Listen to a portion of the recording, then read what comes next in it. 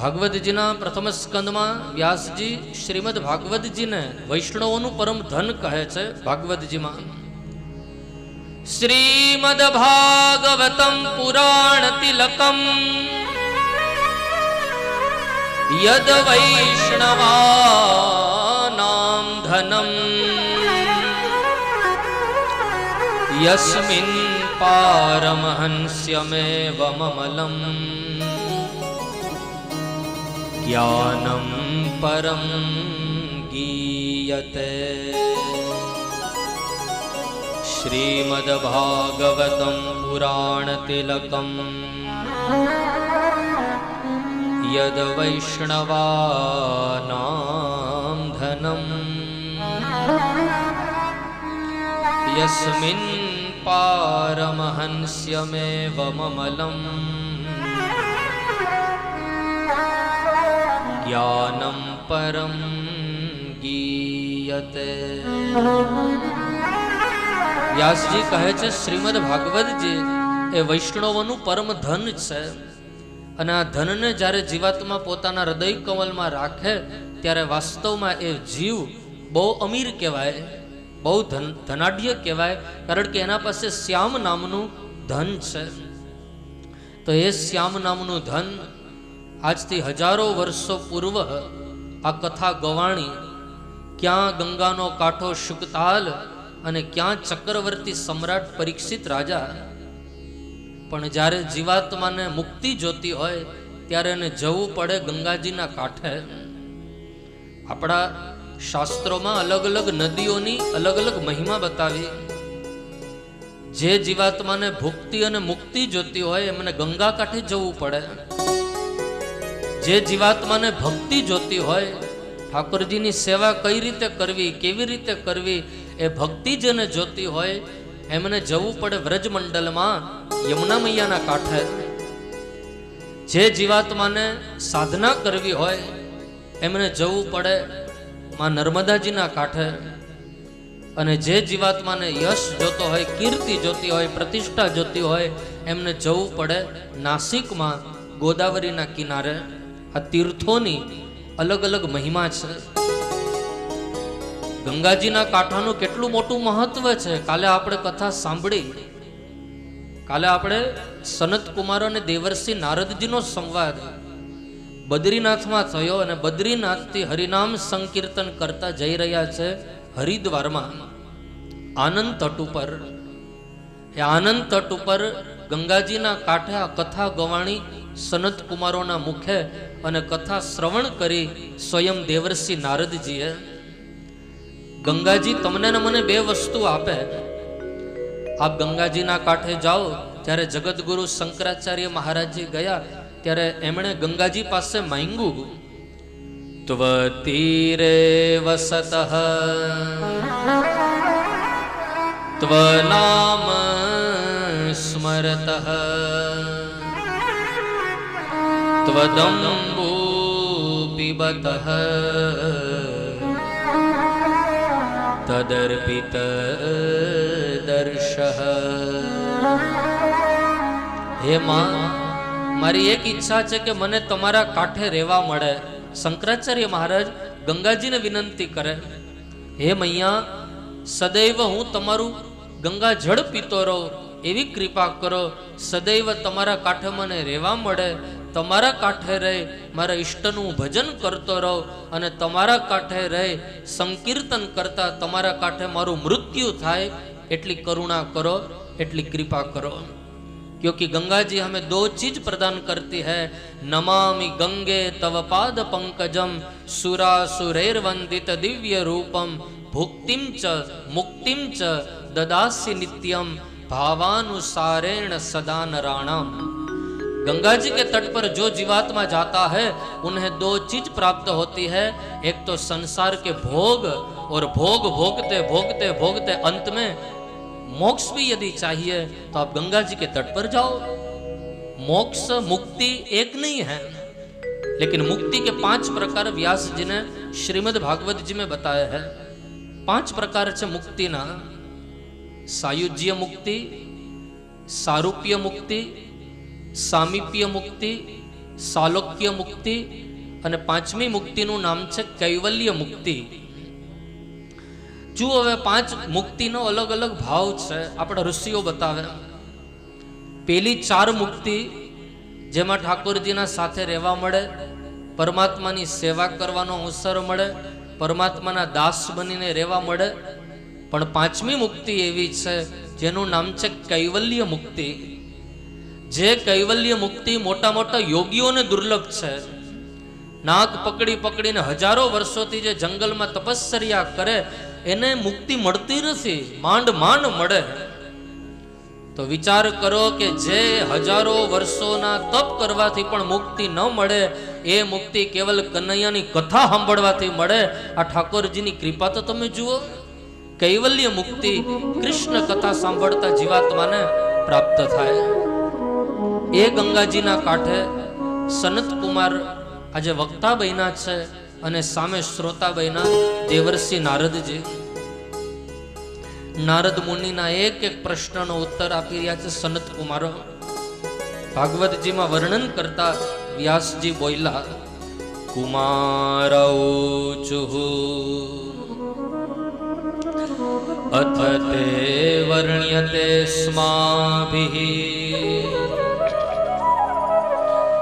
મહિમા શુક શાસ્ત્રજઃ યસ્ય શ્રવણ માત્રેણ મુક્તિ કરતલે સ્થિતા સદા સેવ્યા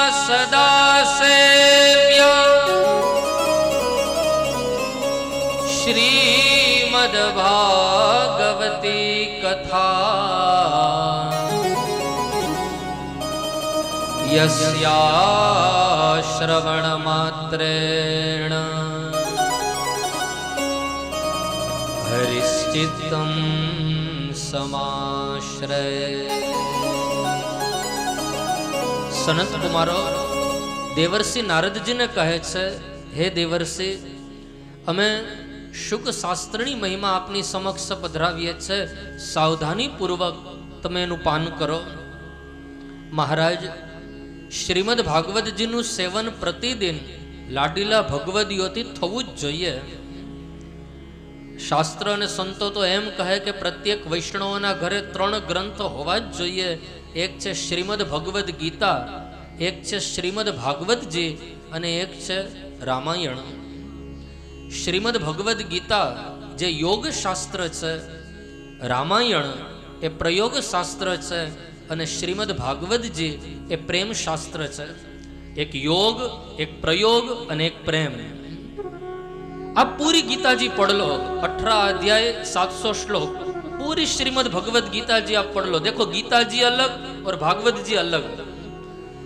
क्या क्या मैं कथा करवा जाए तो श्रीमद भगवत गीता करवा गया है भागवत जी नी कथा और तरत बोले के गीता जी वांची आव्या, तो गीता जी अलग है और भागवत जी अलग है. श्रीमद, हाँ, दोनों के रचयिता कृष्ण ही है, लेकिन श्रीमद भगवत गीता के 18 अध्याय 700 श्लोक और पूरी गीता आप पढ़ो. 18,000 श्लोक, 12 स्कंद श्रीमद भागवत जी के आप पूरे पढ़ लो. दोनों में हिंदू शब्द नहीं है. आ बिन सांप्रदायिक परब है, बिन सांप्रदायिक परब. આપણા ગામમાં કોઈ પાણીનું પરબ હોય તો પાણીના પરબમાં લખ્યું ન હોય કે અહીંયા ખાલી હિન્દુઓએ પાણી પીવું અને મુસલમાનોએ ન પીવું. लिखा नहीं होता है. चाहे कोई भी संप्रदाय से जुड़ा हो, बस पानी के परब, पानी के प्याऊ के पास आकर वो अपनी प्यास को मिटा सकता है. ठीक वैसे श्रीमद भगवत गीता और श्रीमद भागवत जी हमारे सनातन धर्म के बिन सांप्रदायिक प्याऊ है. जब जब हमारे भीतर ज्ञान की प्यास लगे, जब जब हमारे भीतर भक्ति की प्यास लगे, कहां पर जाने की आवश्यकता नहीं है. एक वक्त भागवत जी नो हाथ पकड़ी लियो, एक वक्त भगवत गीता जी नो हाथ पकड़ी लियो तो सचोट मार्गदर्शन आ धर्म ग्रंथ करे. भगवत गीता अने भागवत जी. जाने क्या जादू भरा हुआ भगवान तुम्हारी गीता में जाने क्या जादू भरा हुआ भगवान तुम्हारी गीता में। मन चमन हमारा खिला हुआ, मन चमन हमारा खिला हुआ, ओ मन चमन हमारा खिला हुआ, मन चमन हमारा खिला हुआ, भगवान तुम्हारी गीता से, भगवान तुम्हारी गीता से। जाने क्या जादू भरा हुआ, ओ भगवान तुम्हारी गीता में। जाने क्या जादू भरा हुआ भगवान तुम्हारी गीता में। तो श्रीमद् भगवद गीता योग शास्त्र है, रामायण प्रयोग शास्त्र है। हमारा पूज्य बाबजी कहे रामायण ना एक एक पात्र अपना सौ माटे आदर्श पात्र छे।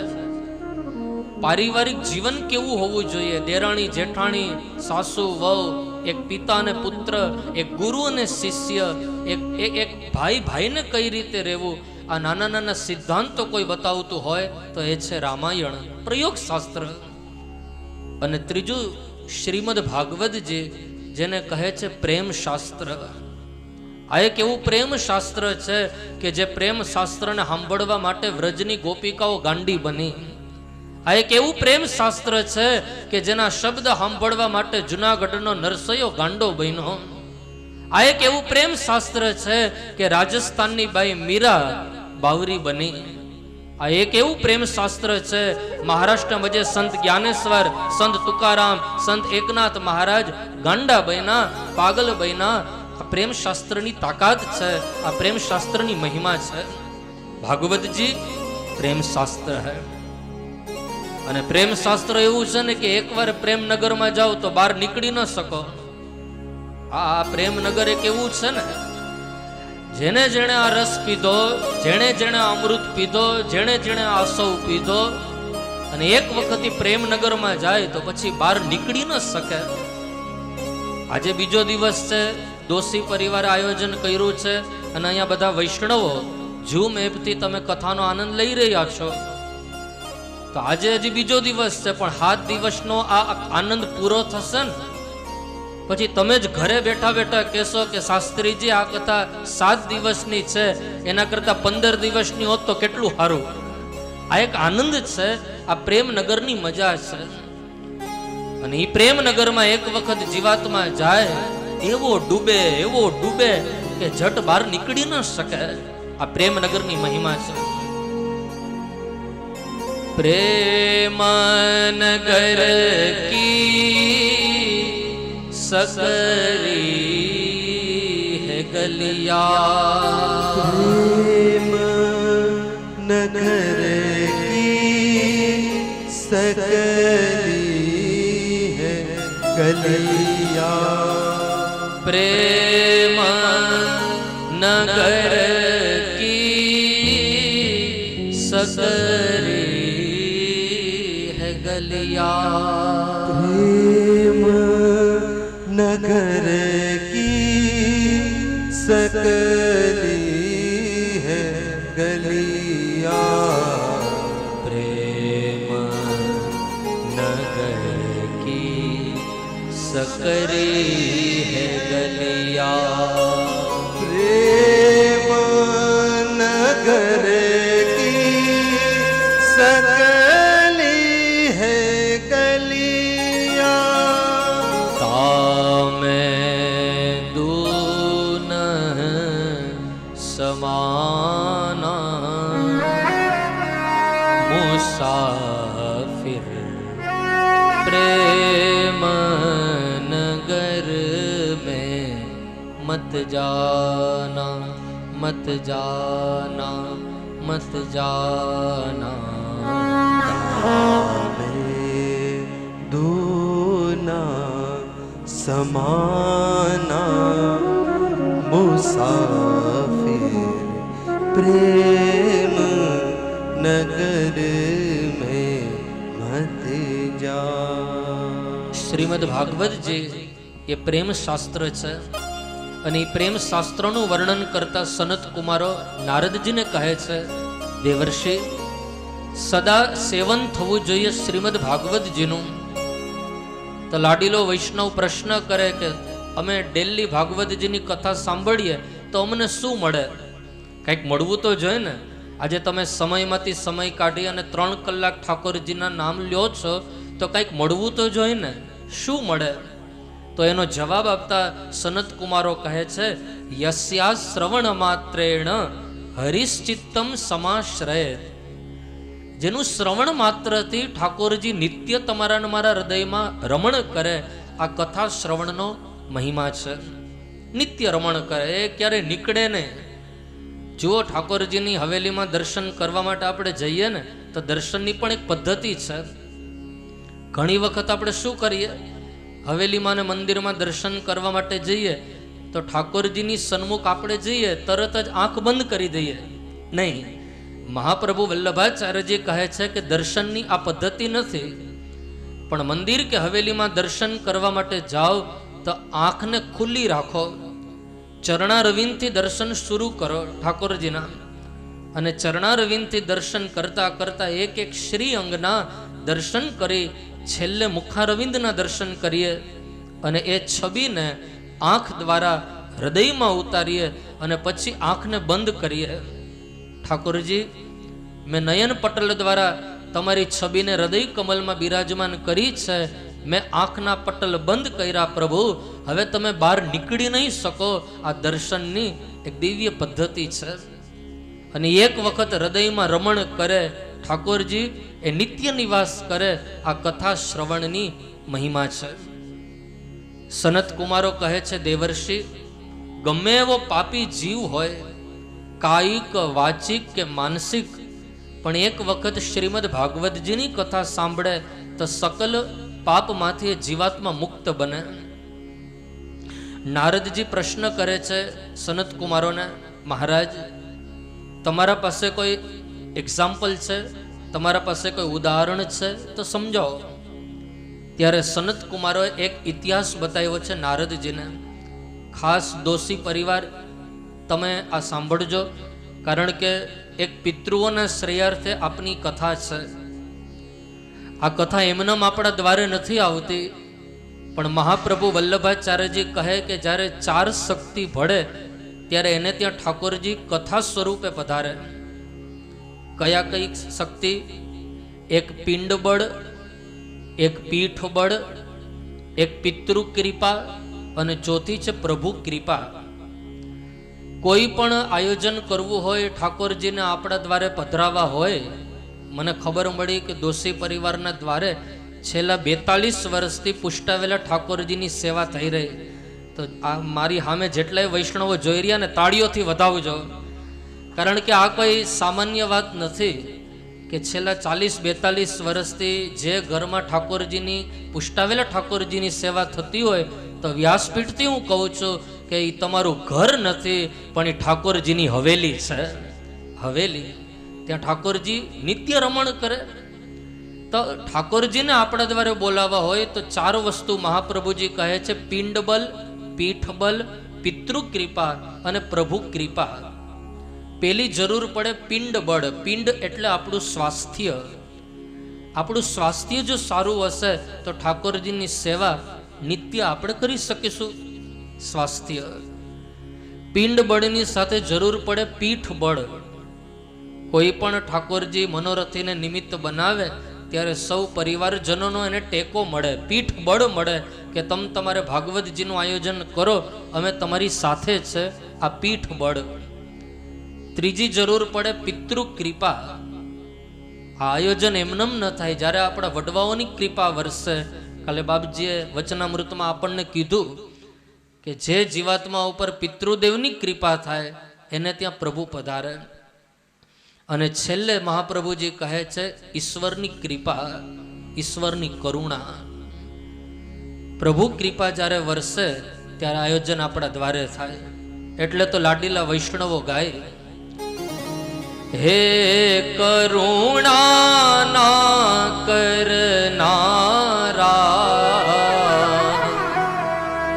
તારી કરુણાનો કોઈ પાર નથી. હે કરુણાના કરનારા, તારી કરુણાનો કોઈ પાર નથી. હે સંકટ ના હરનારા, તારી કરુણાનો કોઈ પાર નથી. હે સંકટના હરનારા, તારી કરુણાનો કોઈ પાર નથી. મેં પાપ કર્યા છે એવા, તારી ભૂલ્યો કરવી સેવા. મેં પાપ કર્યા છે એવા, તારી ભૂલ્યો કરવી સેવા. હો મારી ભૂલો ના ભૂલનારા, તારી કરુણાનો કોઈ પાર નથી. મારી ભૂલોના ભૂલનારા, તારી હરિ બોલ. કરુણાનો કોઈ પાર નથી.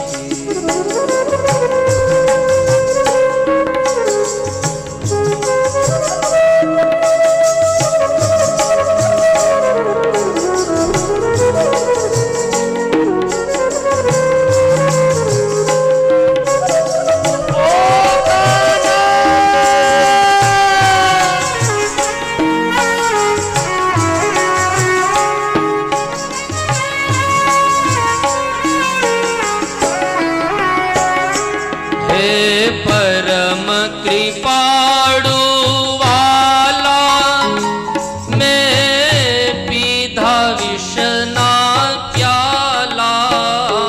હે પરમ કૃપાળુ વહાલા, મેં પીધા વિષના પ્યાલા. હે વિષને અમૃત કરનારા, તારી કરુણાનો કોઈ પાર નથી. વિષને અમૃત કરનારા, તારી કરુણાનો કોઈ પાર નથી. મને ચડતો નથી કિનારો, હે મારો ક્યાંથી આવે આરો. મને ચડતો નથી કિનારો, મારો ક્યાંથી આવે આરો. હે મારા સાચા ખેવન હારા, તારી કરુણાનો કોઈ પાર નથી. હે મારા સાચા ખેવન હારા, તારી કરુણાનો કોઈ પાર નથી. તાળીઓના તાલે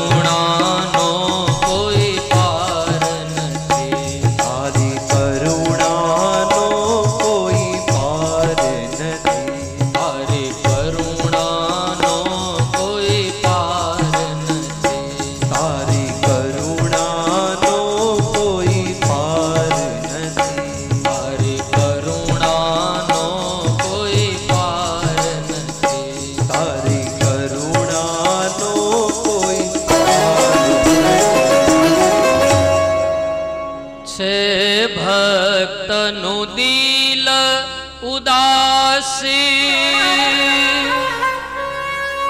હે તારા ચરણે લે અવિનાશી. હે ભક્તનું દિલ ઉદાસી, હે તારા ચરણે લે અવિનાશી. હે રાધાના દિલ હરનારા, તારી કરુણાનો હે કોઈ પાર નથી. રાધાના દિલ હરનારા,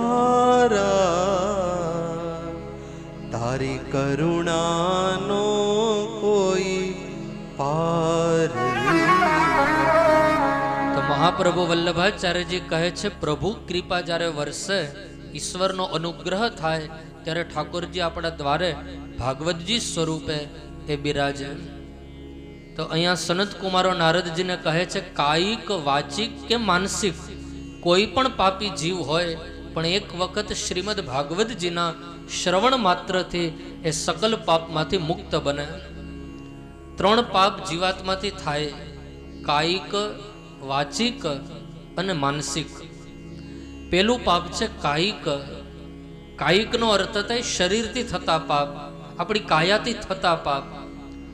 ન જાણે કેટલા જીવની હિંસા આપણા પગની નીચે થાય, આ પાપ છે, કાયિક પાપ. બીજું પાપ વાચિક. વાચિકનો અર્થ થાય મને પ્રભુએ સુંદર વાણી આપી હોય તો એવા કોઈ હું અપશબ્દ ન બોલું કે સામેવાળાનું દિલ દુભાય નહીં. મારાથી કોઈ વાચિક પાપ ન થાય એનું ધ્યાન રાખવું. અને ત્રીજું પાપ છે માનસિક. આ બહુ ખતરનાક પાપ છે કે શાસ્ત્ર કહે 24 કલાક આપણે ગમે એટલા સત્કાર્ય કરીએ, ગમે એટલા પુણ્ય કાર્ય કરીએ, પણ એક ક્ષણ વાર માટે પણ કોઈ જીવ પ્રત્યે ખરાબ વિચાર આવી જાય તો કરેલા સત્કર્મ બળીને રાખ થાય, બળીને ભસ્મ થાય. આ પાપ છે માનસિક પાપ. તો સનત કુમારો કહે છે કે 3 પાપી જીવ હોય, કાયિક, વાચિક, માનસિક, પણ કથા શ્રવણથી એ સકલ પાપમાંથી મુક્ત બને. નારદજી કહે છે એવું કોઈ ઉદાહરણ છે? હા મહારાજ, એક ઇતિહાસ અમે તમને સંભળાવીએ છે, સાવધાની પૂર્વક આપ સાંભળજો. ગોકર્ણ આખ્યાનની કથા ભાગવતજીના મહાત્મ્યમાં સનત કુમારો સંભળાવે છે નારદજીને. હે નારદજી, તુંગભદ્રા નદીના તટ ઉપર એક પવિત્ર બ્રાહ્મણ છે જેનું નામ છે આત્મદેવ બ્રાહ્મણ. આત્મદેવજીનો અર્થ થાય આત્મની દિવ્યતિ ઇતિ આત્મદેવ. હું કોણ છું? મને પરમાત્માએ આ ધરતી ઉપર મોકલા તો મારા ધર્મ શું, મારા કર્મ શું, એ સદૈવ જે અંદર રમ્યમાણ રહે, આત્મામાં રમ્યમાણ રહે, એ જીવનું નામ છે આત્મદેવ. દરરોજ નિત્ય કર્મ કરે, સંધ્યા વંદન કરે, ગાયત્રીની ઉપાસના કરે, વૈશ્વદેવ યજ્ઞ કરે, ગૌશાળામાં ગૌ માતાને ઘાસ જમાડે, તુલસીના છોડને જળ રેડે અને નિત્ય એ પરમાત્માનું ભજન કરે. એમની પત્ની, જેનું નામ બતાવ્યું છે ધુંધુલી. ધુંધુલી કેવી હતી? લોકવાર્તા રતા ક્રૂરા, પ્રાયસો બહુ જલ્પિકા, શૂરાચ ગૃહકૃત્યેષુ કૃપણ કલહ પ્રિયા. વ્યાસજી કહે છે ધુંધુલી લોકવાર્તા રતા ક્રૂરા. લોકવાર્તામાં રત, લોકવાર્તા એટલે લોક નિંદામાં જે રત છે, જેને ભગવાનનું ભજન ગમતું જ નથી, આસ્તિક નહીં, નાસ્તિક છે. ન કોઈ ઠાકોરજીની સેવા કરે, ન પરમાત્માનું ભજન કરે, કેવલ ને કેવલ પારકી નિંદામાં જે પોતાનો સમય બરબાદ કરે, આવી ધુંધુલી. કલહ પ્રિયા. કલહ પ્રિયાનો અર્થ થાય જેને ઝઘડો બહુ વાલો, આવી ધુંધુલી. જે બહુ જલપિકા, બહુ જલપિકાનો અર્થ થાય જે બહુ બોલકણી છે, આવી ધુંધુલી. ઠાકોરજીની કૃપાથી બધું સુખ છે આ દંપતીને ત્યાં, પણ એક વાતનું દુઃખ છે, એને ત્યાં કોઈ સંતાન નથી. સંતાન નથી, એને ધૂંધુલીનું કઈ ચિંતા નથી, પણ અહીંયા આત્મદેવ બહુ ચિંતિત છે. અરે મારે ત્યાં કોઈ સાધુ સંત નથી આવતા, મારે ત્યાં કોઈ અતિથિ નથી આવતા, સંતાન નથી ને એટલે હું ડેલી ગૌ માતાને ઘાસ જમાડવા જાઉં, પણ મારા હાથનું ગૌ માતા ઘાસ નથી જમતી, સંતાન નથી ને એટલે. અરે હું તુલસીના છોડને જડ રેડું, પણ તુલસીનું છોડ ફળીભૂત નથી થતું, શા માટે? સંતાન નથી ને એટલે. અરે મારા ગયા પછી મારું પિંડદાન કોણ કરશે, મારું તર્પણ કોણ કરશે, મારું શ્રાદ્ધ કર્મ કોણ કરશે? ચિંતિત છે આત્મદેવ બ્રાહ્મણ. જ્યારે એક ખરાબ વિચાર મનુષ્યના મનમાં આવે ત્યારે અલગ અલગ દુર્ગુણને જન્મ આપે, આ નિયમ છે. આત્મદેવજીને વિચાર થયો કે મારા ભાગ્યમાં સંતાનનો યોગ નહીં હોય, લાવને હું આત્મહત્યા કરવા માટે જાઉં.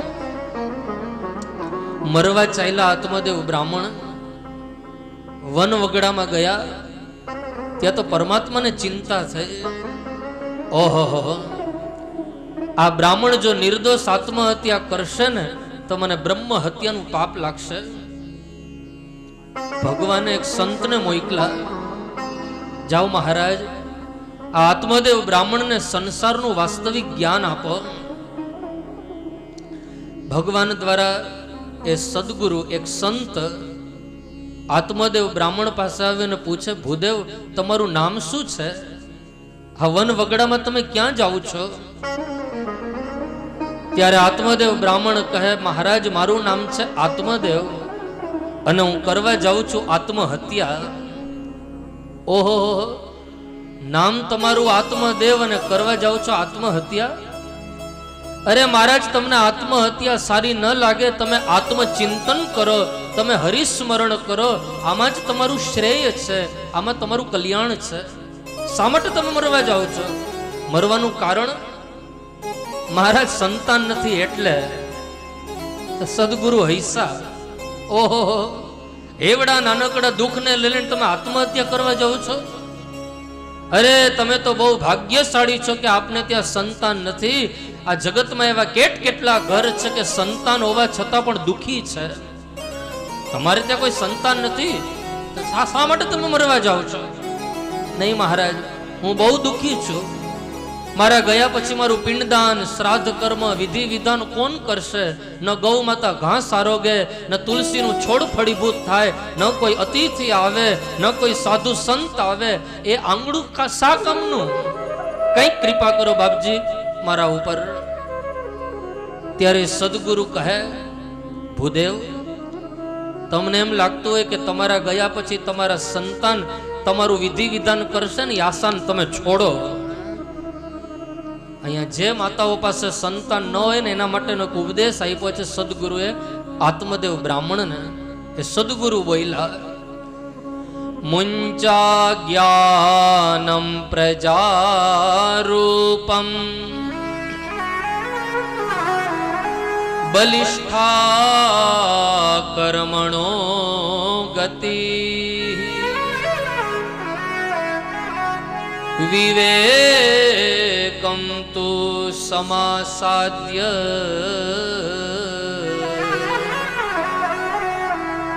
त्यज संसार वासना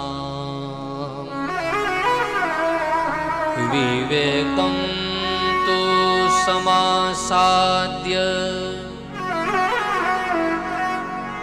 त्यज संसार वासना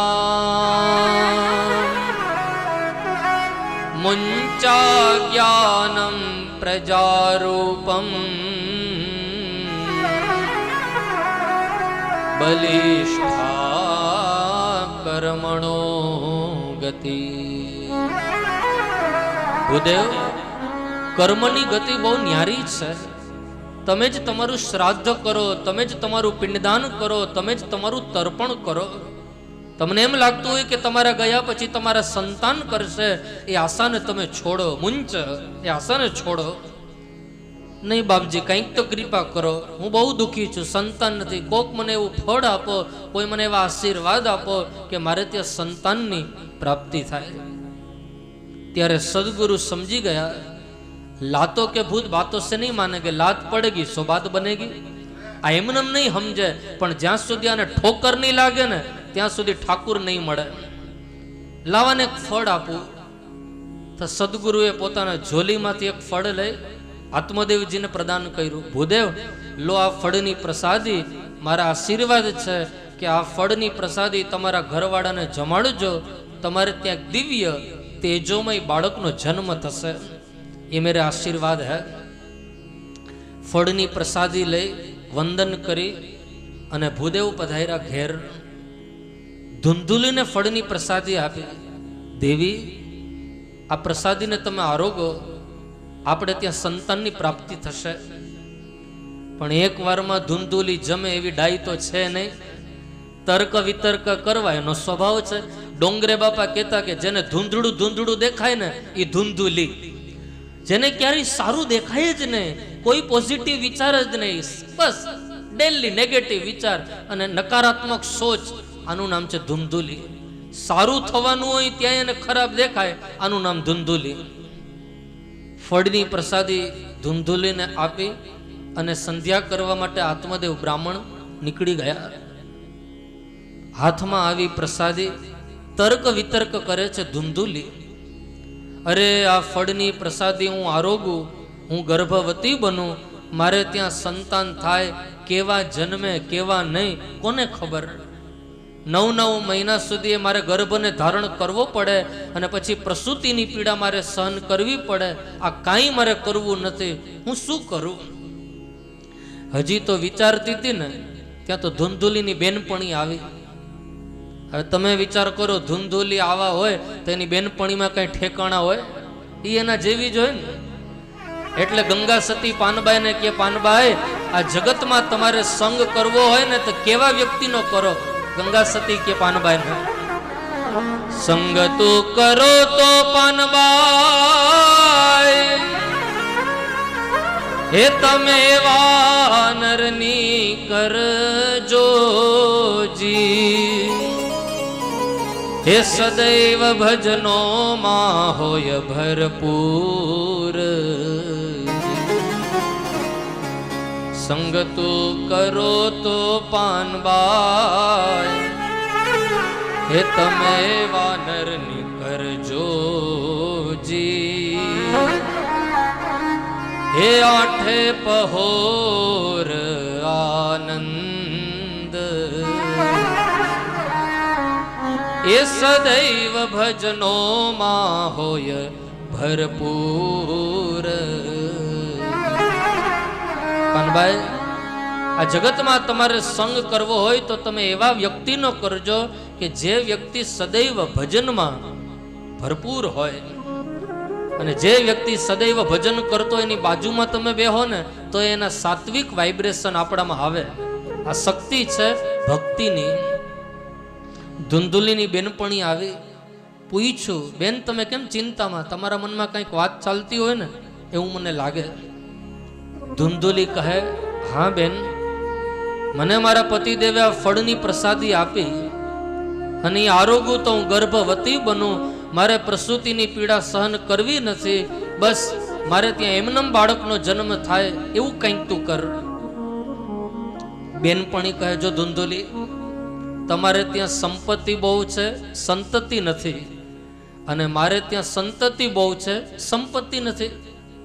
એક કામ કર, મને સારા દિવસો છે, હું ગર્ભવતી છું, હું તને વચન આપું કે મારે ત્યાં જે સંતાન થશે હું તમને સમર્પિત કરીશ, સંતાન તમારું અને સંપત્તિ મારી.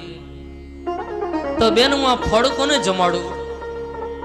બેનપણી કહે, ધુંધુલી એક કામ કરો, આ એક સંતની પ્રસાદી છે. બોલે હા. તો તમારા ઘરની સામે ગૌશાળા છે ને, તમારી ગૌશાળા, એ ગૌશાળામાં ગૌ માતાને જમાડી દો. એક સંતની પ્રસાદીમાં કેટલી શક્તિ છે, કેટલી તાકાત છે એ ખબર પડશે.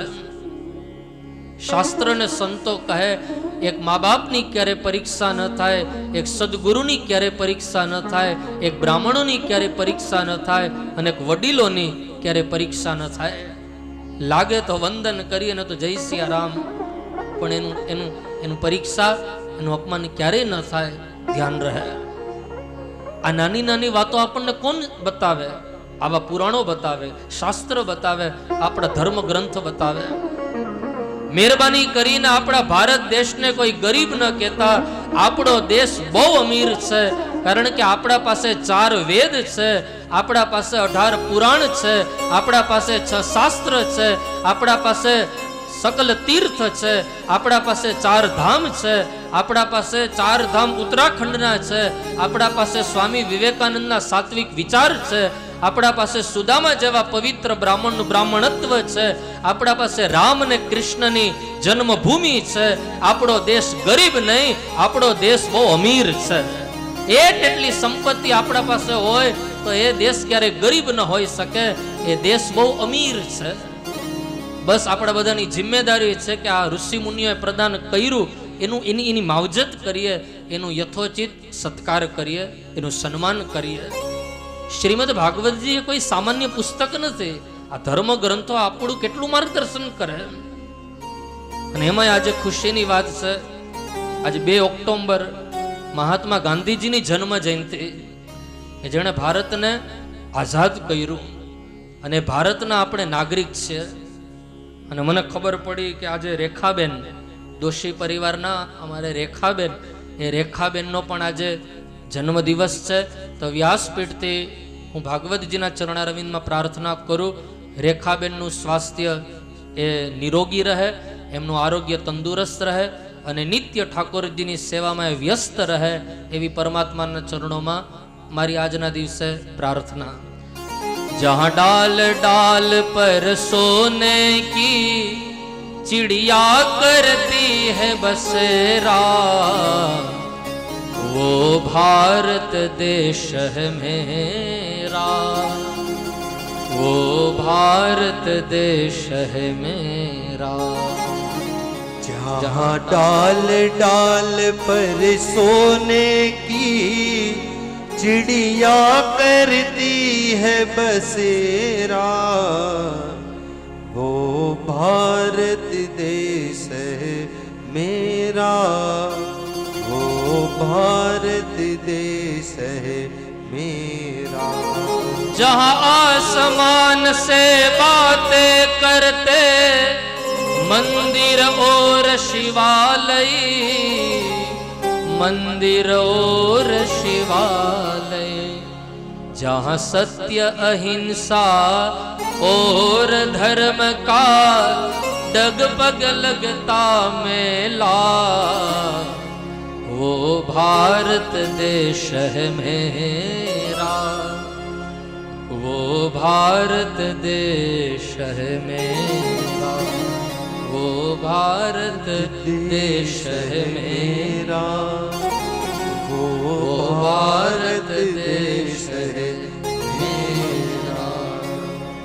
તો ગૌશાળામાં ગૌ માતાને ફળની પ્રસાદી ખવડાવી છે ધુંધુલીએ. ગર્ભવતી સ્ત્રીનો વેશ બનાવી અને ઢોંગ કરે છે ધુંધુલી. ધ્યાન રહે, જગતને કદાચ જીવાત્મા છેતરી શકશે પણ જગદીશ્વરને ક્યારે છેતરી નહીં શકાય. ઢોંગ કરે ધુંધુલી. સમય વ્યતીત થયો. ધુંધુલીની બેનપણીને ત્યાં એક બાળકનો જન્મ થયો. રાત્રિનો સમય.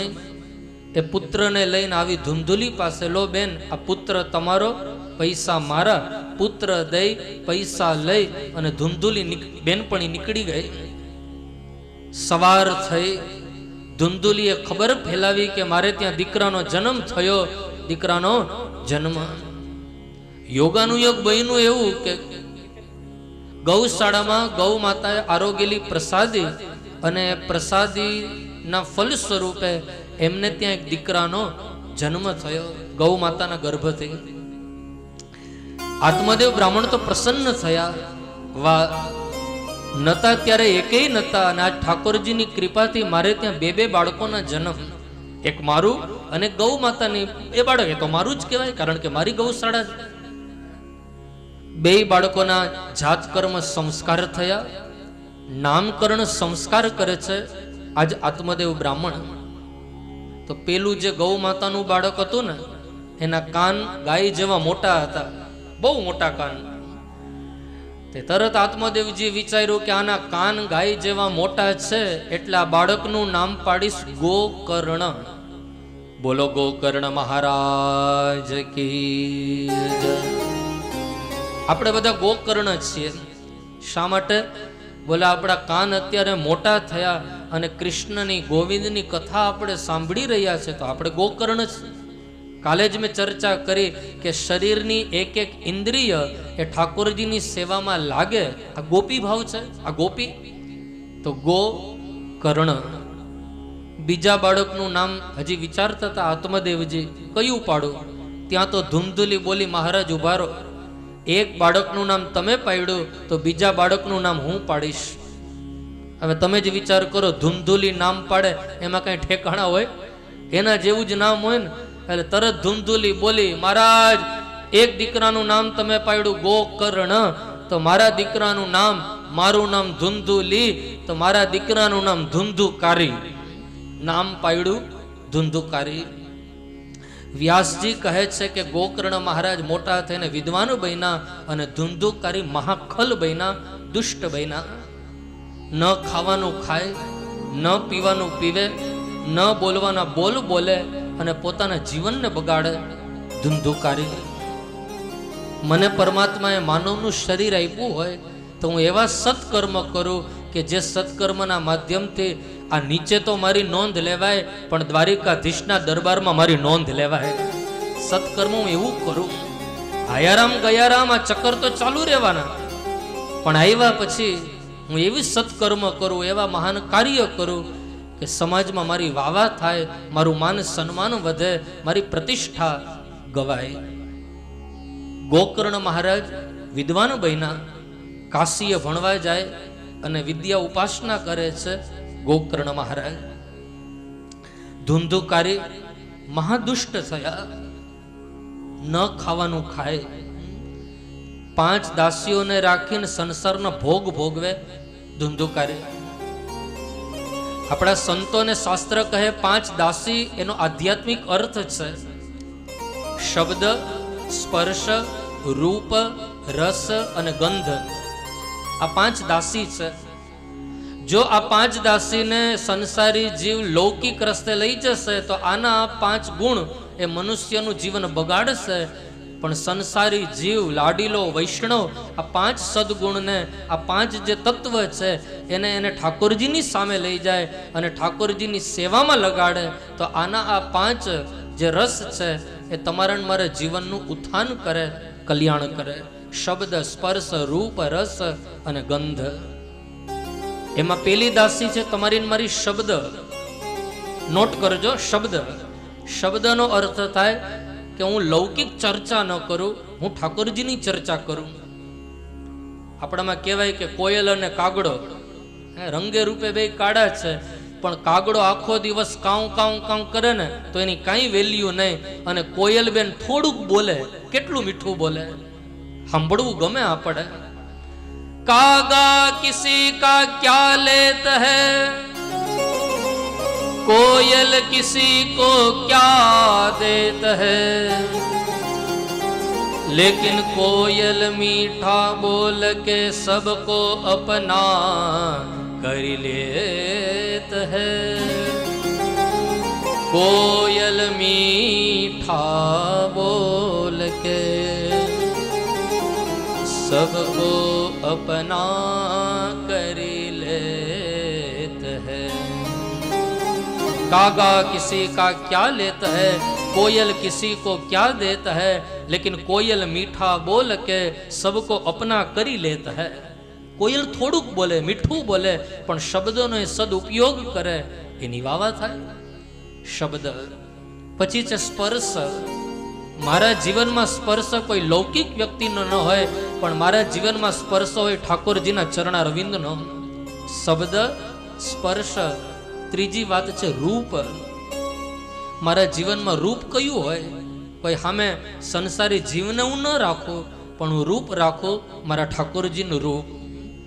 મહાપ્રભુ વલ્લભાચાર્યજીએ ઠાકોરજીનું રૂપ રાખ્યું અને એ ઠાકોરજીની છબીને સામે રાખી અને લાડીલા વૈષ્ણવો ઘરે ઘરે મધુરાષ્ટકમનું ગાન કરે.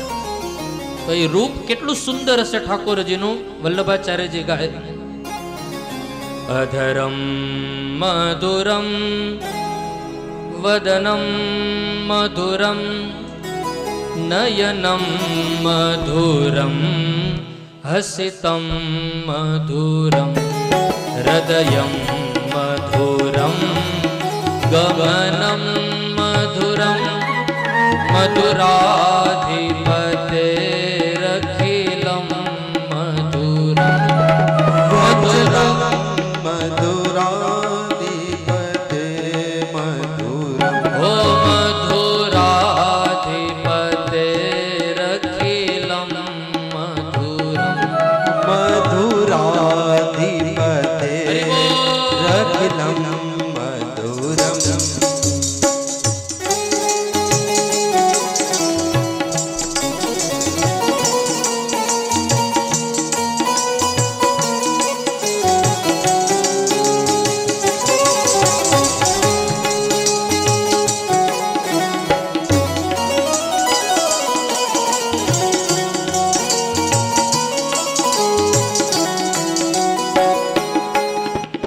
આપને ત્યાં બધા લાડીલા વૈષ્ણવો ઘરે બેઠા બેઠા આપ ઠાકોરજીનું આ કથાનો આનંદ લઈ રહ્યા છો.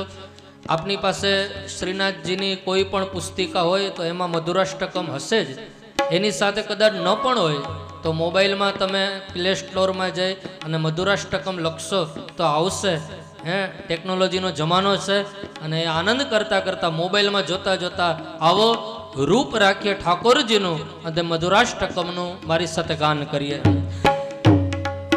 વચનમ મધુરમ ચરિતમ મધુરમ વચનમ મધુરમ ચરિતમ મધુરમ વસનમ મધુરમ વલિતમ મધુરમ વસનમ મધુરમ વલિતમ મધુરમ ચલિતમ મધુરમ ભ્રમિતમ મધુરમ મધુરાધિપતેરખિલમ મધુરમ મધુરાધિપતે રખિલમ મધુરમ વેણુર્મધુરો રેણુર્મધુર વેણુર્મધુરો રેણુર્મધુર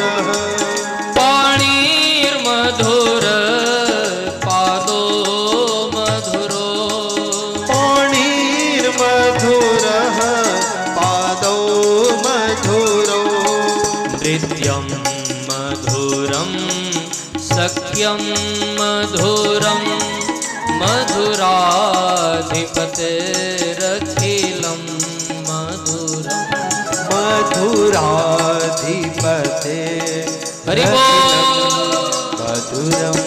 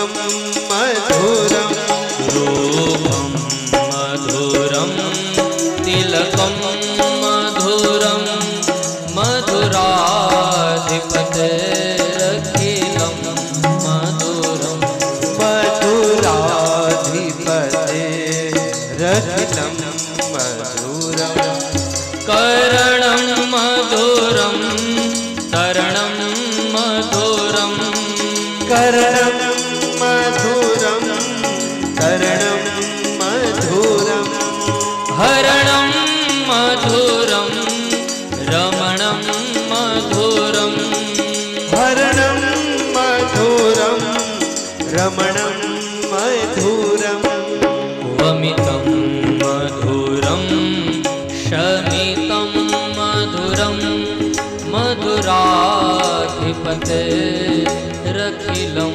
मधुरं मधुराधिपतेरखिलं मधुरं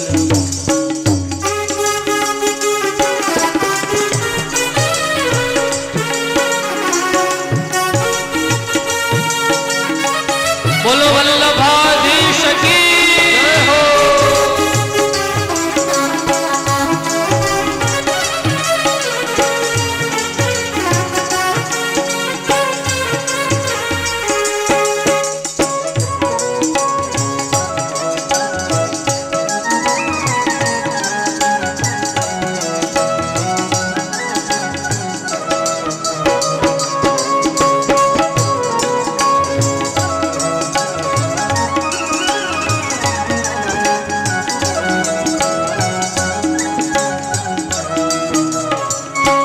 कुंजा मधुरा माला मधुरा कुंजा मधुरा माला मधुरा यमुना मधुरा वीची मधुरा यमुना मधुरा वीथी मधुरा सलिलं मधुरं कमलं मधुरं मधुराधिपतेरखिलं मधुरं मधुराधिपतेरखिलं मधुरं ओ गोपा मधुरा लीला मधुरा गोपा मधुरा लीला मधुरा युक्तं मधुरं भुक्तं मधुरं युक्तं मधुरं भुक्तं मधुरं दृष्टं मधुरं शिष्टं मधुरं मधुराधिपतेरखिलं मधुरं मधुराधिपतेरखिलं मधुरम्